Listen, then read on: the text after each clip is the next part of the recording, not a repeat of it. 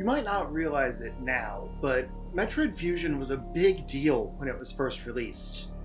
Maybe that didn't translate to huge sales numbers. This is still Metroid we're talking about. But it was big for the cultural zeitgeist of fans that had gone 8 years without anything from the series, except for the occasional Samus cameo in other games, and a playable appearance in Smash Bros. On the N64. Not only that, but this was a real Metroid sequel. It was revealed as Metroid 4, with an eerie tonal shift and a more animalistic take on Samus that wasn't totally understood at the time, but hey, Metroid was back, baby. And it came back swinging, too, as we got a new spin-off title for the GameCube called Metroid Prime on the same day, with some special unlockable bonuses for linking the two through the GBA link cable service that Nintendo was pushing hard back then. After an 8-year hiatus, they dropped 2 full games at the same time that each evolved the series in different ways. Metroid Prime will get its own video later, but its impact alongside Fusion deserves at least a mention here, as it was an unprecedented comeback for a dormant franchise. But what about Metroid Fusion? Could this strange new evolution of the lore for Samus really bring in an audience, new and old, after the underrated masterpiece that was Super Metroid? How do you even follow up that SNES classic after so many years away? By doing something entirely new, and not even trying to mimic the non-linear magic of Super Metroid.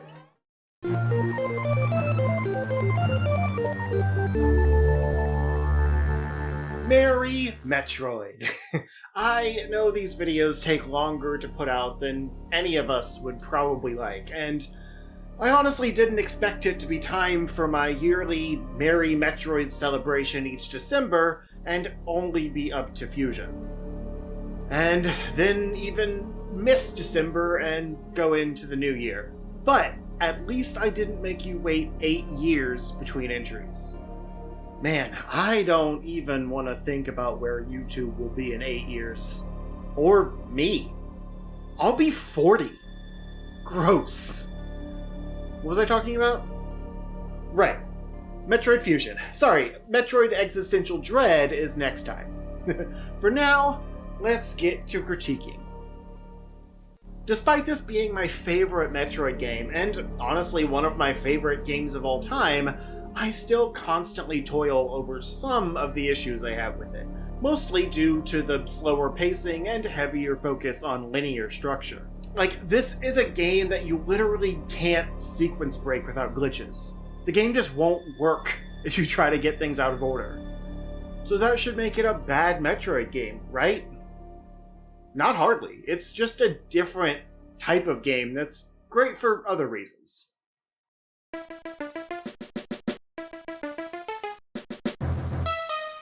For those that know literally nothing about this game, one of the strongest elements is the plot. I know, a Metroid game that focuses on plot. That's weird, right? Well, I guess the people that have only played Dread wouldn't be surprised, but at the time, it was kind of a new concept. Similar to Super, this one opens up with a recap of past events and then jumps right into some very visually appealing cutscenes for the Game Boy Advance. They're mostly static panels, but they're nicely detailed and graphically hold up way better than you'd expect for an early handheld title. The basic concept is that after Samus eradicated all the Metroids from SR-388 in the events of Metroid 2, a new invasive species took their place. This species, known as the X parasite, was driven nearly to extinction by the Metroids, but now are able to thrive and take over the host creatures on the planet. Unfortunately, when Samus goes back to investigate, one of them attacks her and starts rapidly mutating her body from inside the suit. And in a panic, the Federation scientists do the only thing they can think of to keep her alive. They inject Metroid DNA into her to fight off the X-Parasite, because Samus trusts the scientists and knows that the only way to kill a deadly virus is to shut up and get a fucking vaccine.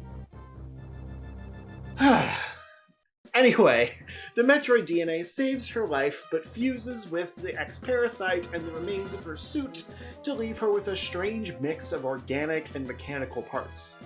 It's a bold design change from past games, but makes for an intriguing and refreshing premise to bring the series back with, and also bypasses the issue of Samus being depowered for no reason. Like, yeah, kinda hard to keep your old abilities when major portions of your suit had to be removed, and the rest were fused to your skin. Granted, they still probably threw the pieces into the Federation stockpile, but, I mean, they justify it at least. Baby steps. So yeah, they might have made fans wait, but at least they came out swinging with this new title.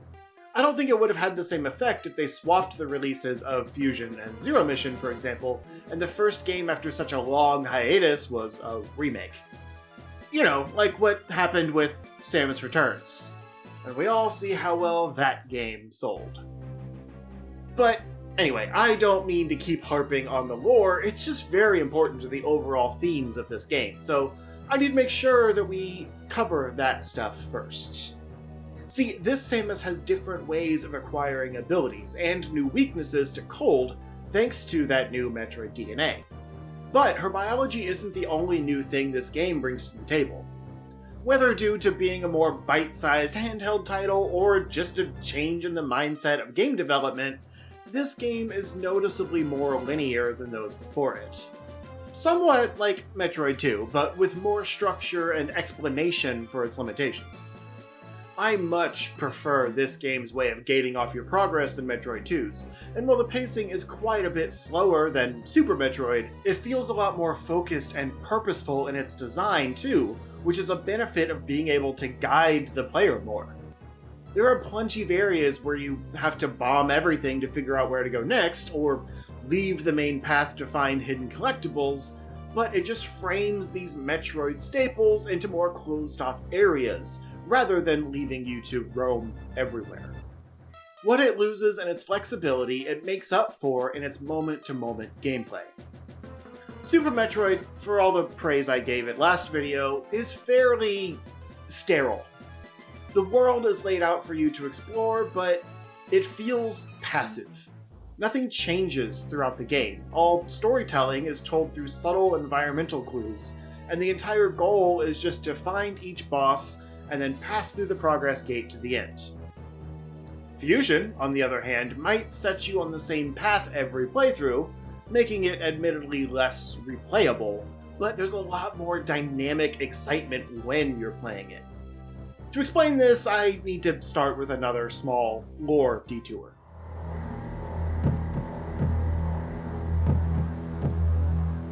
In the intro of the game, Samus is taken off guard and therefore attacked by the X because they are a series of mimics. They basically absorb the DNA of the host and then transform into vicious, monstrous replicas of them. So when Samus first encounters them, she doesn't even know what it is. She just shoots first and doesn't ask questions. Once they get a hold of her DNA, though, the thing they're able to mimic takes on a whole new threat level. You find out pretty early on the X have been able to escape containment on the space station Samus returned to. She's uniquely equipped to absorb the X-Parasites because her Metroid DNA is seemingly their only weakness, so it's up to her to single-handedly try and recontain them. Unfortunately, they have her DNA too and create an unstoppable force dubbed the SAS. Wielding all of Samus's abilities without any of the humanity, this creature's goal is to take out Samus. And of course, it's equipped with the Ice Beam, so Samus is no match due to her new-found weakness to cold. This means that at various scripted points in the game, Samus has to avoid or otherwise outrun the SAS, or risk being taken out in just a few hits. Not only do these sections help mix up the usual exploration by adding some light stealth puzzle sections, but they also ramp up the tension to 11, as you have no idea when it'll show up on first playthrough. Honestly, I've beaten this game probably a dozen times, and I still get tense, knowing SAS is going to have to be avoided in the next room. Especially when there's a few spots that it can't be avoided and you just have to run. There's no fighting that thing. Until the end of the game, at least, of course. But having a constant adversary looming over progress like that makes the world feel so much more alive. You might go through an area just to find on the way back your path has been destroyed or otherwise sabotaged, so you have to find another way. I mentioned that Super teased this idea, as the space pirates were seemingly watching Samus explore and theoretically placing power-ups and traps to stop her, but that all has such minimal effect on your overall progression that it still doesn't mean much and is mostly non-verbal storytelling. The closest that game gets to actually affecting the world around you is turning the power back on in the red ship, which was actually pretty cool in 1994, but doesn't hold a candle to anything in Fusion. Every area of this game is somehow changed throughout as the X-Parasites spread further and cause more damage to the ship. The entire game is based around this concept of trying to contain the threat while also needing to get access to new areas in order to reacquire your abilities to take out that new threat. It's a brilliant dance the game plays where your only path forward also makes the threats around you stronger. And I can't think of many other games that play with the game world that dynamically. And going back to the forced linearity, that's only possible because the game guides you along. Could it be slightly more open, similar to how Metroid Dread allows sequence breaking? Sure, but the dynamic world mixed with the constant threat of the SAX and Samus's need to absorb abilities now through DNA data rooms combine in a very specific way.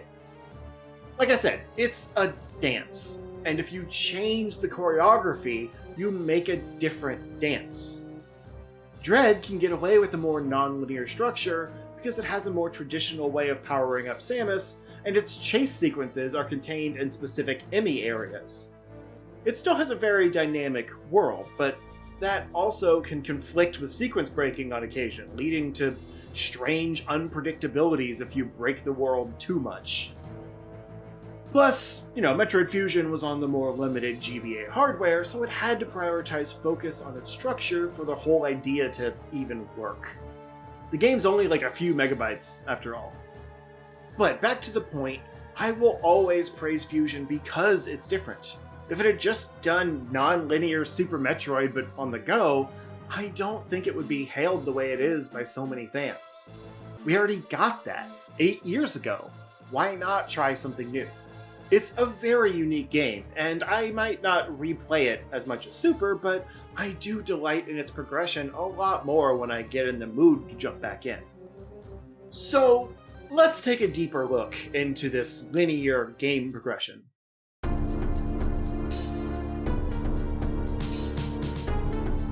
Like I mentioned, this game doesn't take place on some expansive planet. It's all an environmental research station floating above SR-388. Metroid has always worn its alien inspirations on its sleeve, but between the setting and the powerful menace to avoid, this game is definitely the most evocative of it. Unlike Other M, though, Fusion doesn't feel bland or hindered because of its setting. There are 6 sectors on the space station, as well as the main command hub, which factors into some of the most important sections of the game. Each sector is based around a different environmental biome, meant to hold creatures from other planets for research purposes. Initially, all the sectors are locked up with high-level security doors, but after the initial X containment breach and the SAX breaking in, Samus is authorized to tread carefully through some of these locked doors to continue her progress. She's guided by an artificial intelligence she dubs Adam, after an old commanding officer. Text boxes, usually during elevator rides, give some insight into her feelings about this mission and toward the computer bossing her around, and we learn more about her history with the Federation and the real Adam, who apparently sacrificed himself to save her. Other M would try to fill in that story, but it did a really bad job, so let's just not mention it again and stick with Fusion's plot. So anyway, Adam's goal is basically to get Samus powered up enough to take on the SAX and stop the parasitic threat from spreading past this ship and the planet below it. Computer Adam has been programmed by the Federation to guide Samus to the safest data stations where they've downloaded suit abilities for her. I don't totally understand how that whole thing works. Digital code augmenting physical abilities into her organic suit, but whatever. It's neat and different and at least makes more sense than orbs on Chozo statues left lying around protected by the very enemies trying to kill her. Instead, she explores each sector and tries to stay one step ahead of the X, who sometimes beat her to the data rooms and steal the abilities, allowing them to use the power instead. Luckily, because she can absorb X DNA, she's able to kill the X and steal the ability back from their core. This makes way more sense, as it's a clearly organic power source she's absorbing to interface with her organic body. But, with the basic structure out of the way and that tangent over, the 6 sectors are as follows. Sector 1 is specifically called out as being a direct recreation of SR-388. It's a neat reference that actually plays into the story in really cool ways, and it also makes sense that you start here since the X would be most at home in a copy of their own planet. Sector 2 is a more overgrown grassy area that isn't really evocative of anything we've seen before, but I guess it kind of fills the shoes of Brinstar as far as biomes go.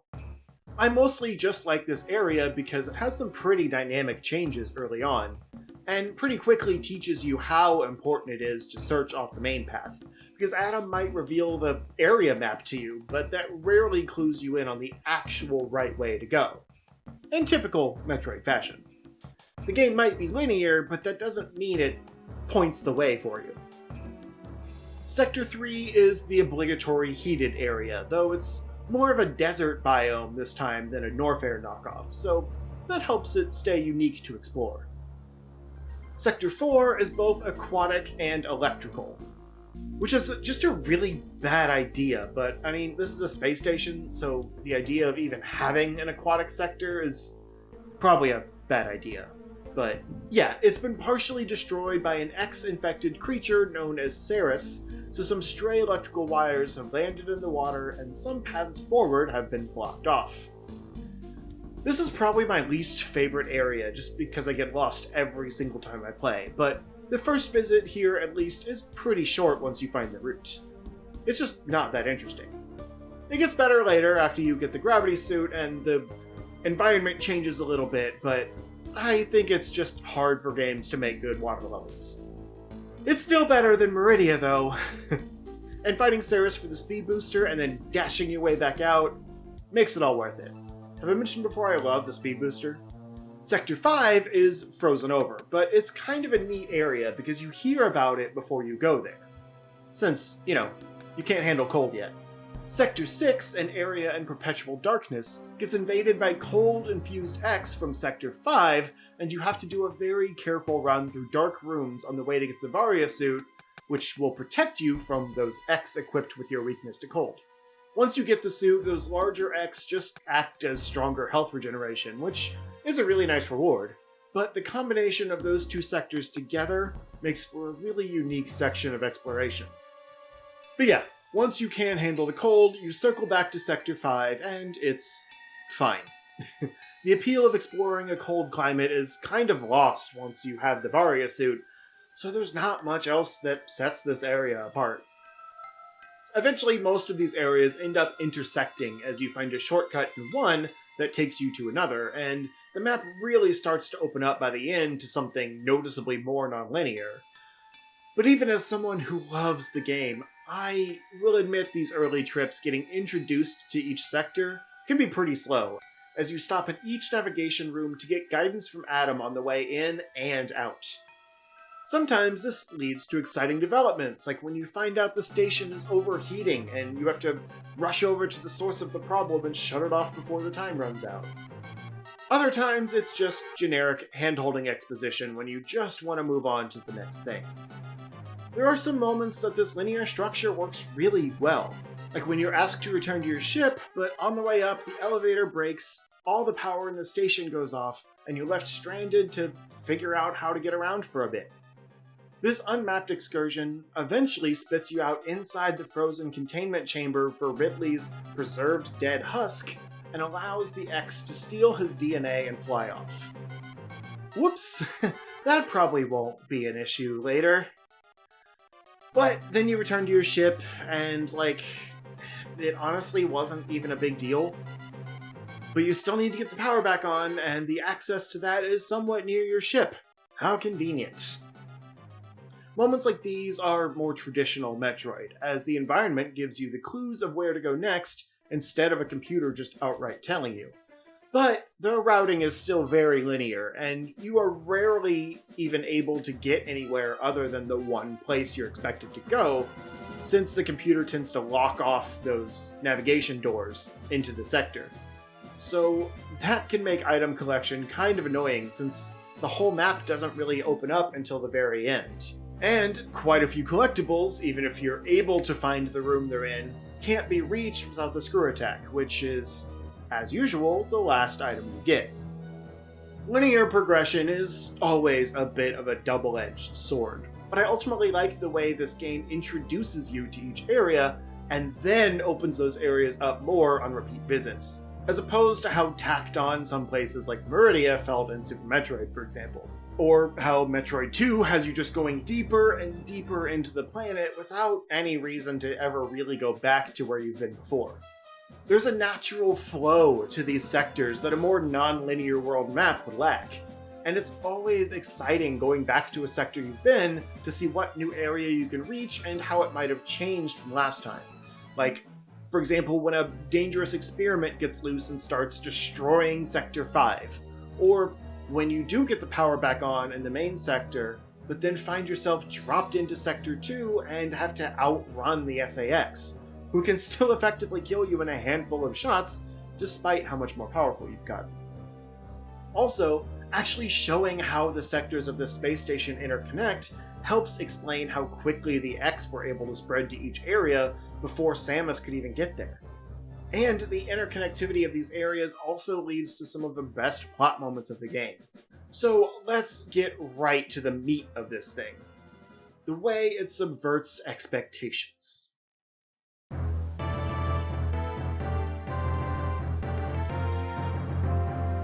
I've mentioned basically all the moving parts of this story so far. The X infestation, led by SAX, the guidance computer Samus names Adam, and the Federation's influence felt in the background as you go.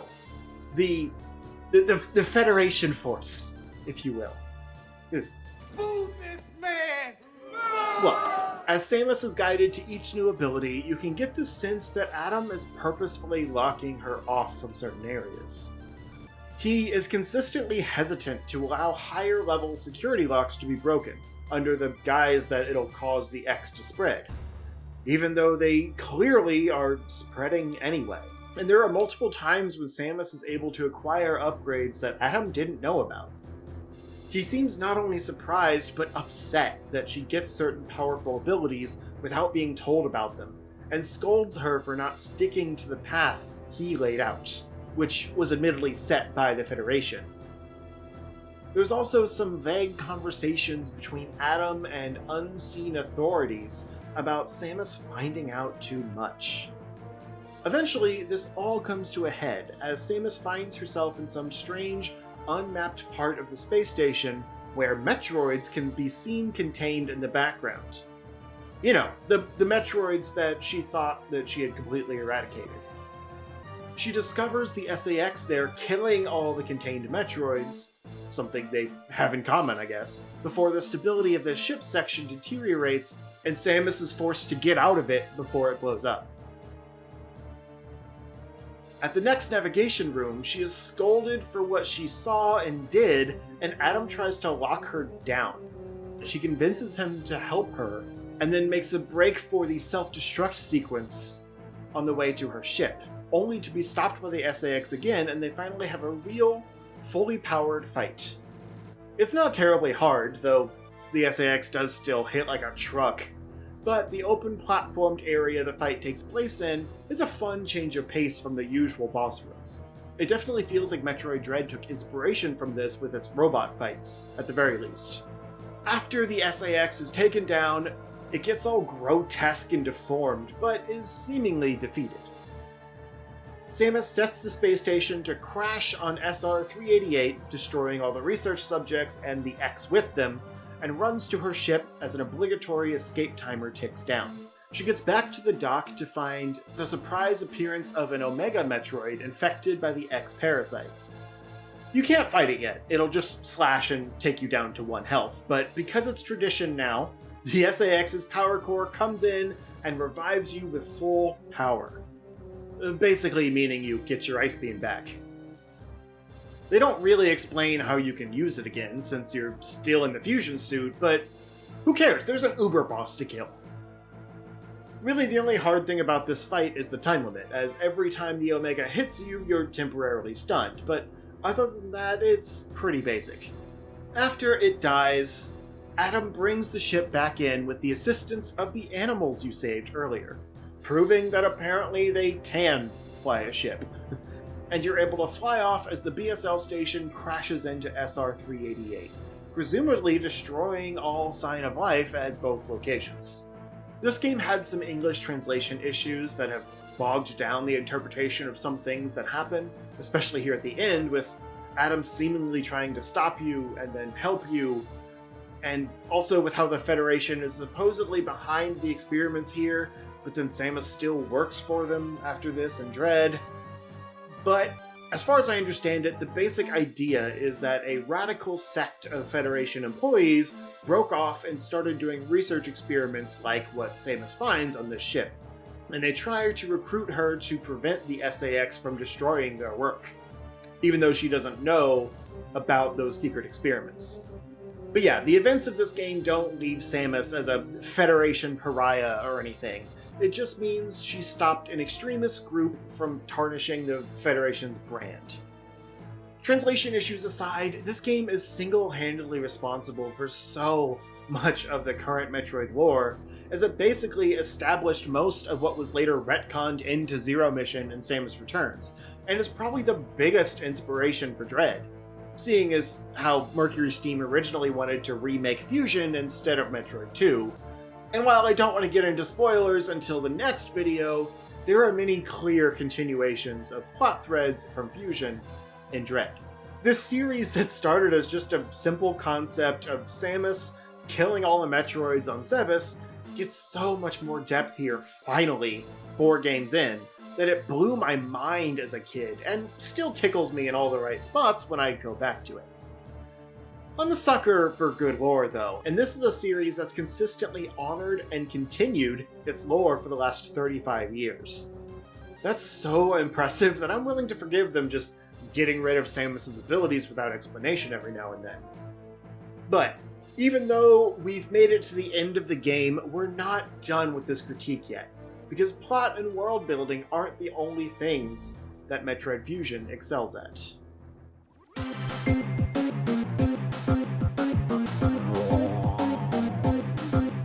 There's a lot of bosses in this game.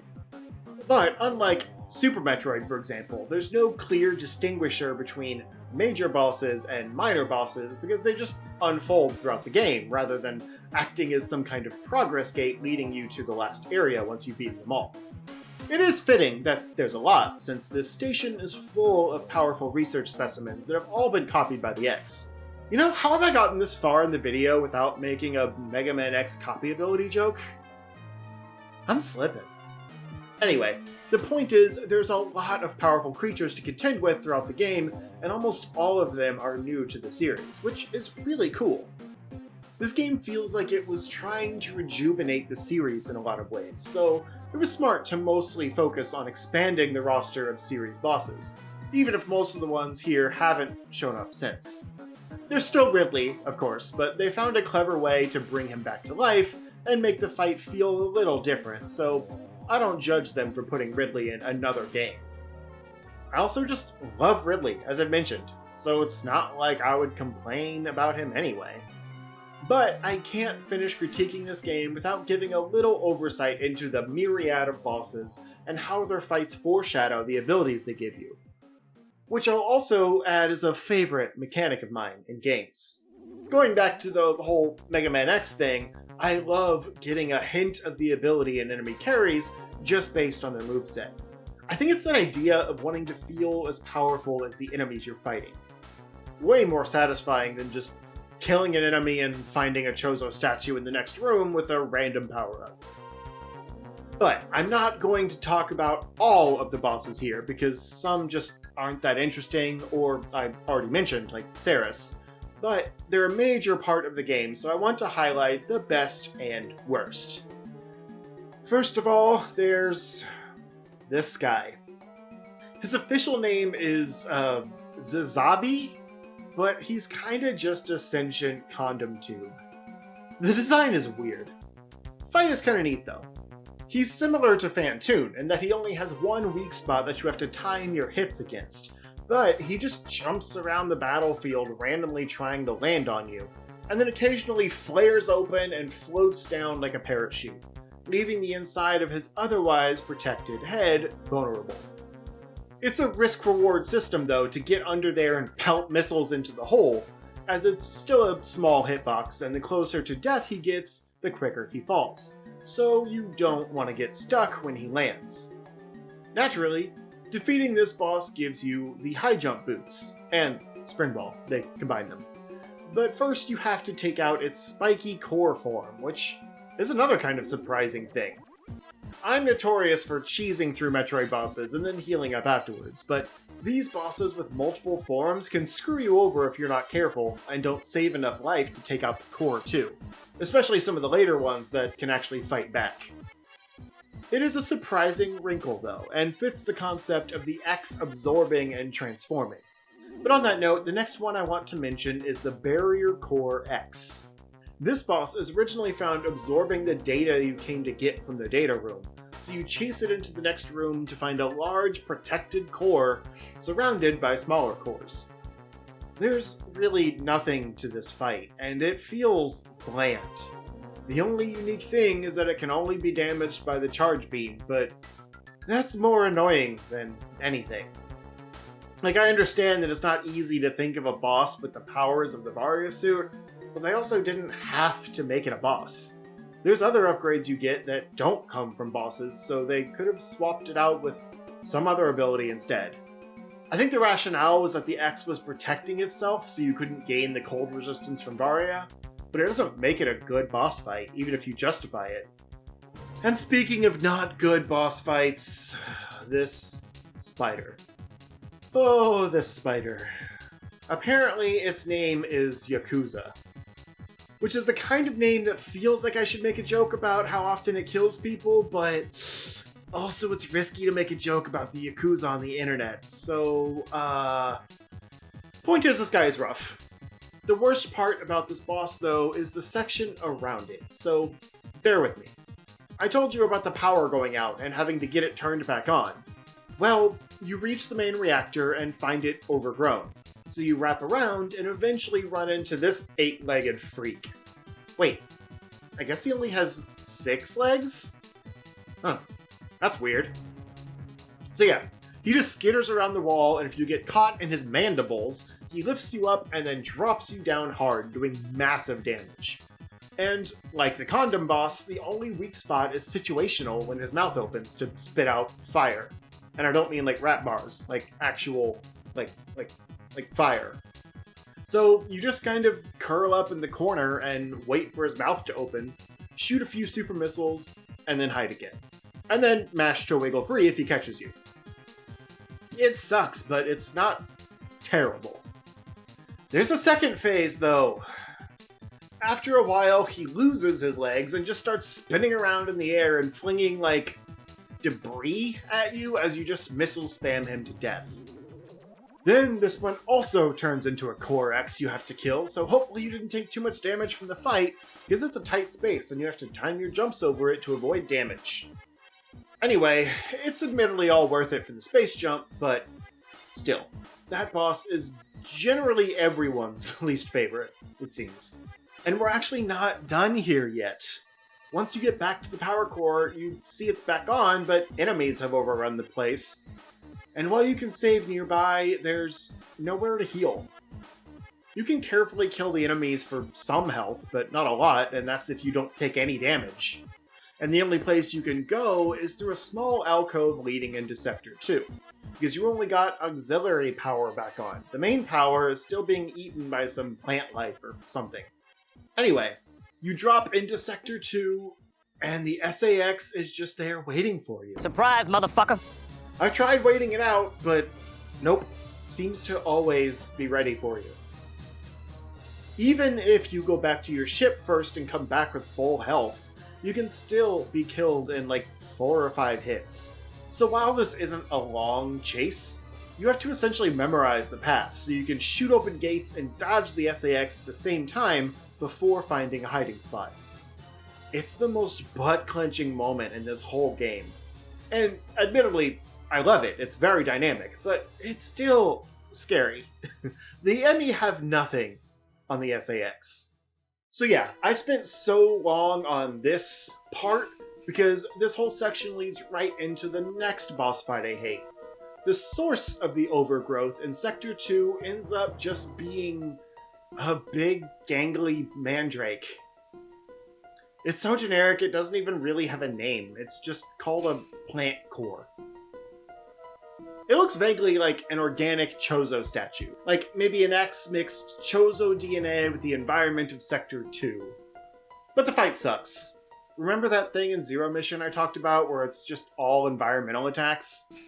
Yeah, this is worse than that. It just stands there, held up by vines, and between the spores and the platform that constantly slides you off of it, you spend most of the fight just awkwardly flopping around trying to not get stuck in the spikes.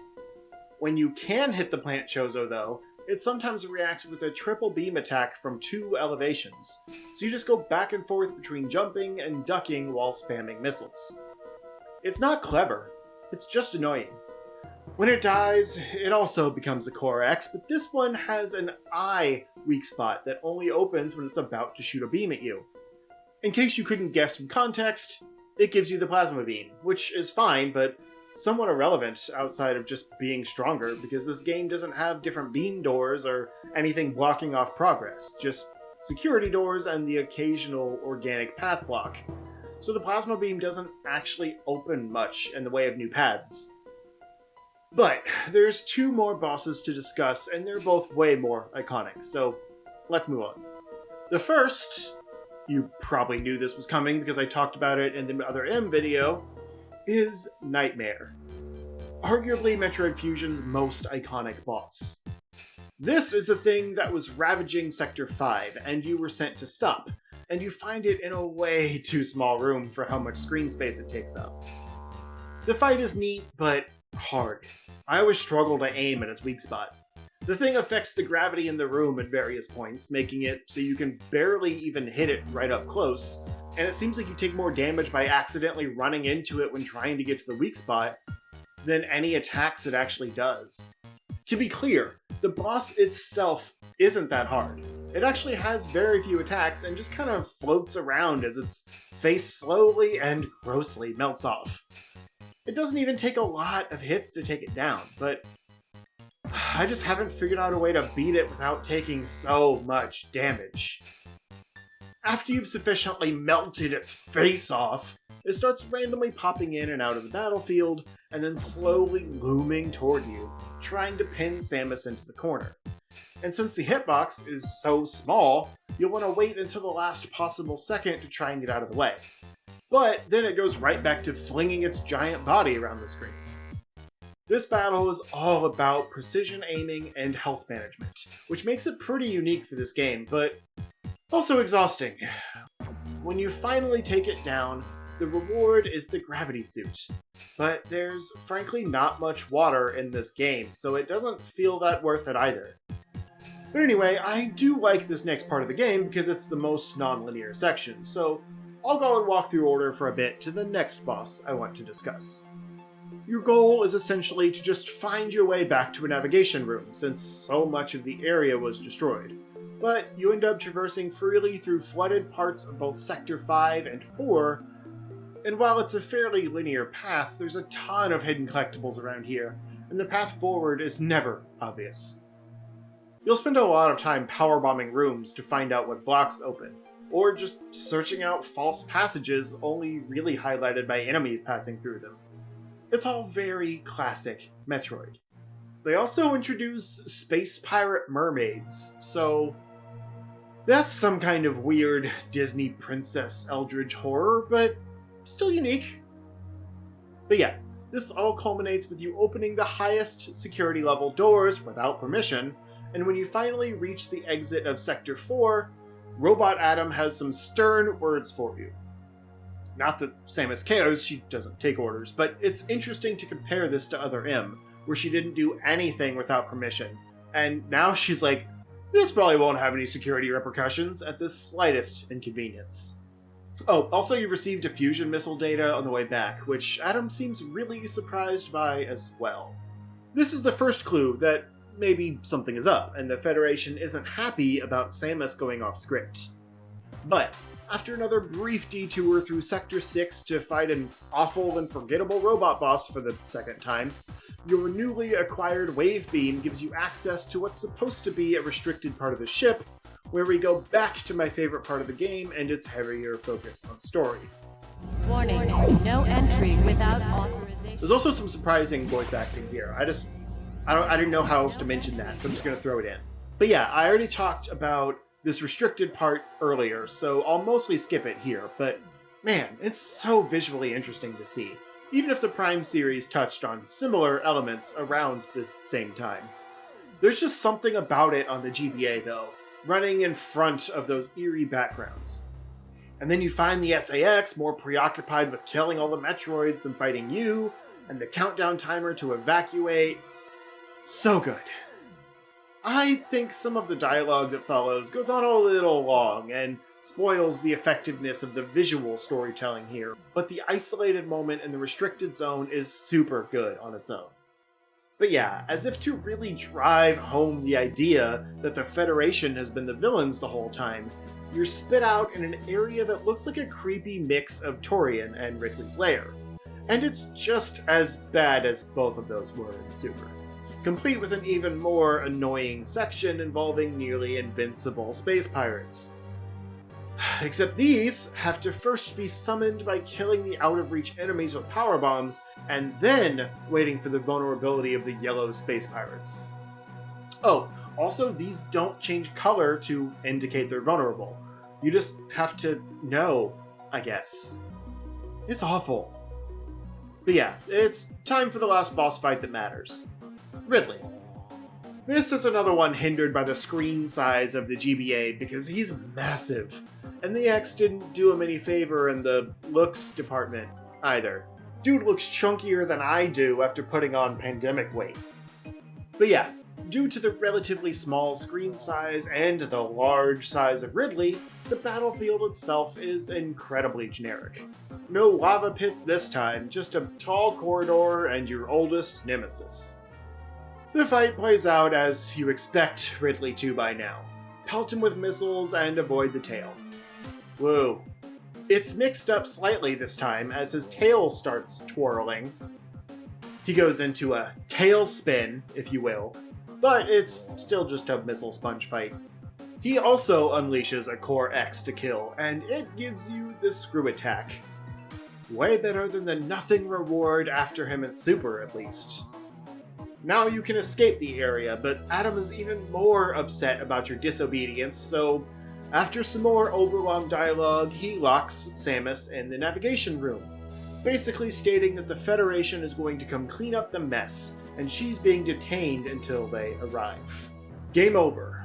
You lose a good day. Okay, not really, but we already talked about the end of the game after you convince Adam to help you save the day, so there's no point going any further here. Though I do want to quickly expound on my frustration about completion percentage at this point, even though it's not boss related.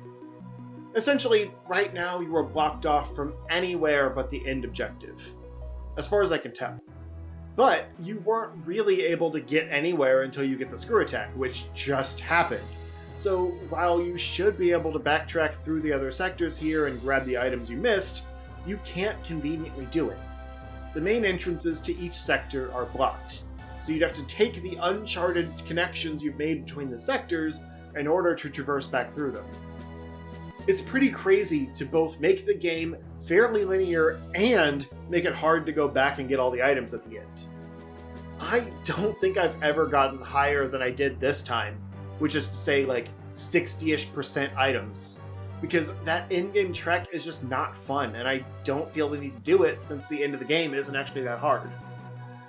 I can't wait to talk about Metroid Dread's streamlined teleport system next time that really just makes this whole end section way more satisfying. Speaking of Metroid Dread, that's the end of our journey through Metroid Fusion. I acknowledge this game has its flaws with pacing, boss design, and just the reduced screen real estate available on the GBA, making some areas kind of annoying to navigate, but I will always praise its legacy for basically modernizing Metroid lore in really cool new ways that added a ton more depth than just non-linear genocide.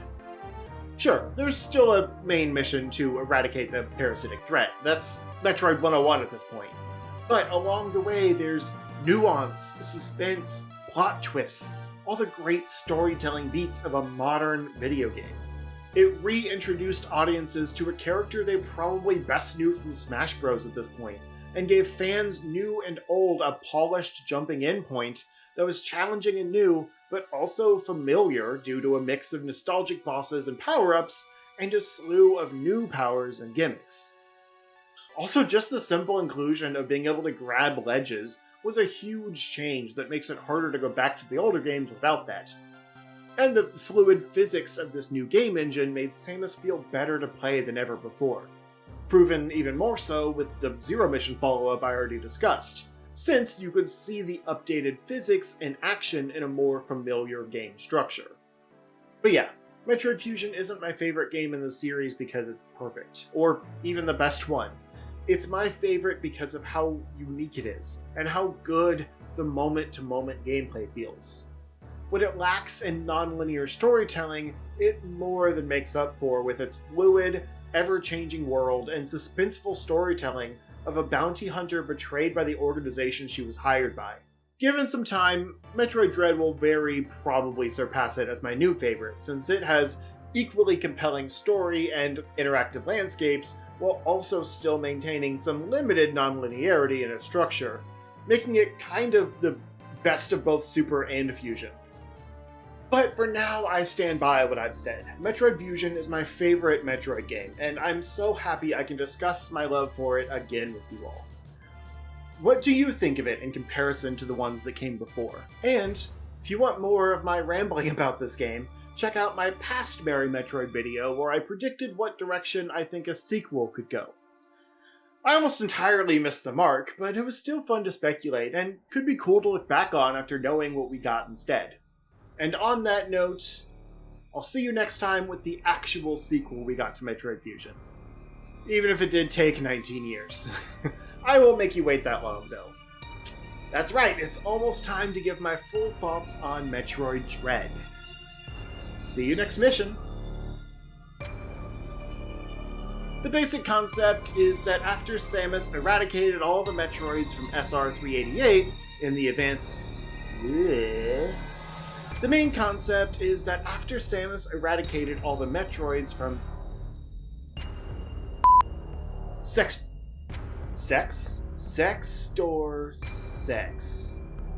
This unmapped excursion eventually spits you outside... And the surprise appearance of a... Words. I don't know what is wrong.